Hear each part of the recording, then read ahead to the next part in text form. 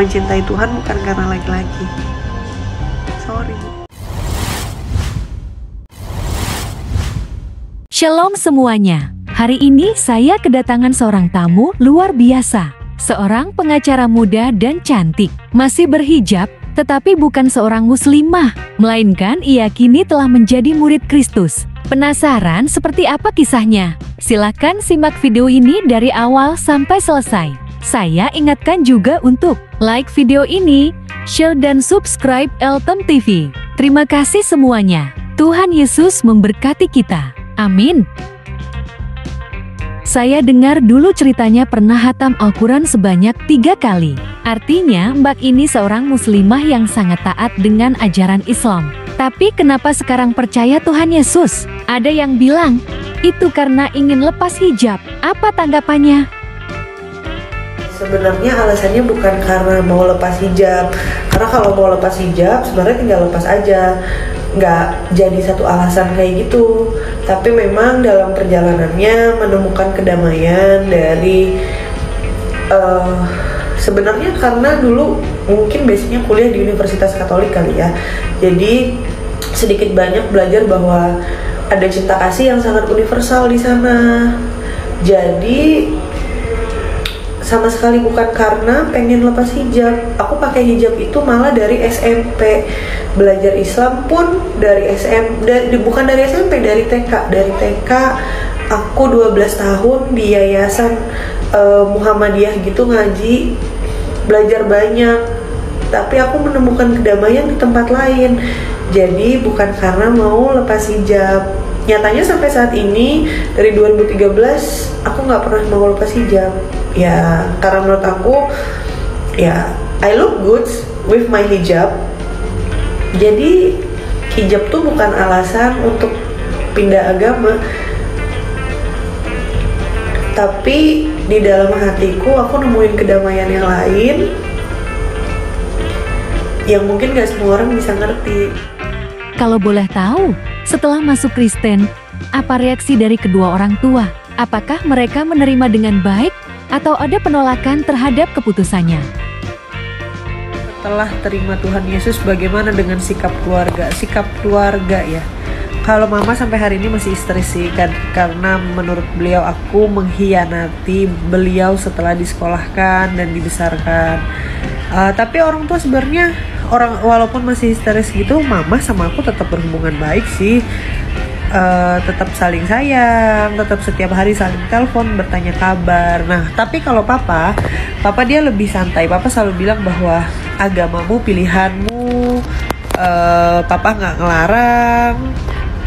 Sejauh ini sih sebenarnya hubungan sama orang tua baik-baik aja. Hanya saja mungkin kalau keluarga besar sampai ada yang ngechat kayak gini, tidak ada satupun keluarga kita yang murtad kayak gitu. Kayak ya ada aja sih orang-orang yang nggak ngerti sama perjalanan hidup orang gitu. Tapi nggak apa-apa. Terhadap reaksi negatif dari para haters, apakah ada ketakutan atau ada perasaan cemas? Dan bagaimana cara mengatasi komentar-komentar miring dari orang-orang yang tidak suka terhadap keputusannya? Bukan takut lagi sih, takut banget sebenarnya. Soalnya ternyata perjalanan iman seseorang itu bisa jadi bahan penghakiman buat orang lain.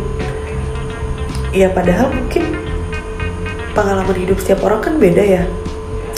Jadi harusnya hal-hal mengenai iman seseorang, apa yang dia yakini, apa yang dia percaya, harusnya gak jadi masalah.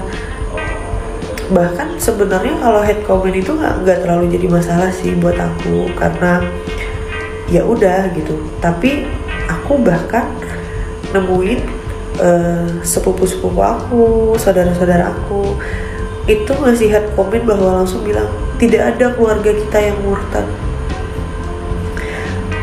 Wow, it's sickening somehow. Karena ya kenapa?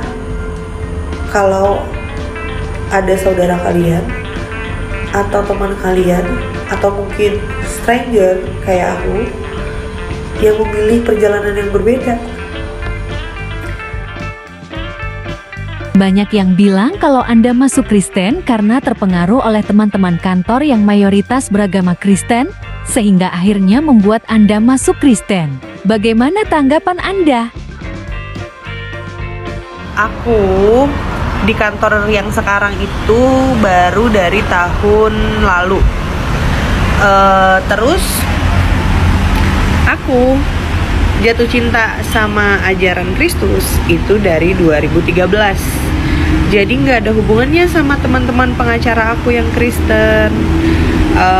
Terus perlu diketahui lagi, abang-abangku di kantor pengacara itu tidak ada satupun yang pernah mengajari aku soal Alkitab.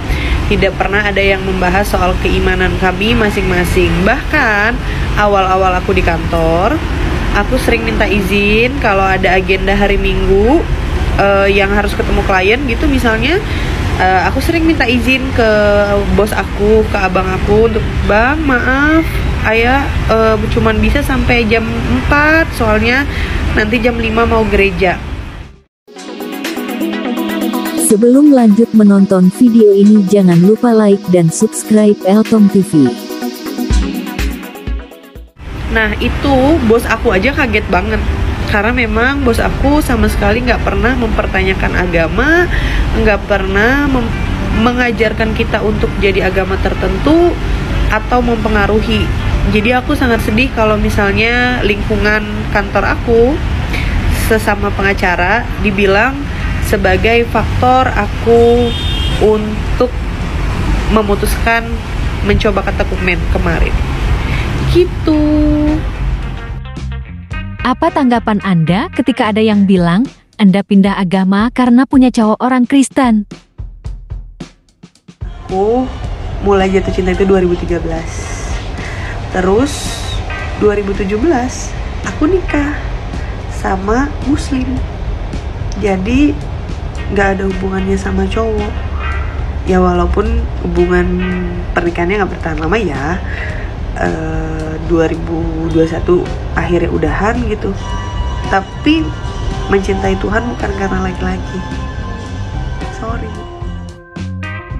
Karena Anda sudah mulai belajar tentang kekristenan sejak tahun 2013. Jadi biar nggak dibilang masuk Kristen karena cowok dan juga karena pengaruh teman-teman kantor, ada baiknya Anda klarifikasi.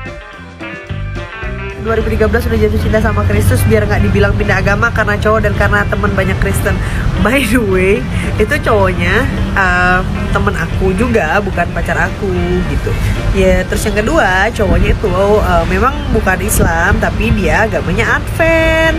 Sedangkan aku belajarnya Katolik, beda juga guys gitu. Jadi apa gunanya kalau pada akhirnya pindah agama tetap beda gitu. Ya memang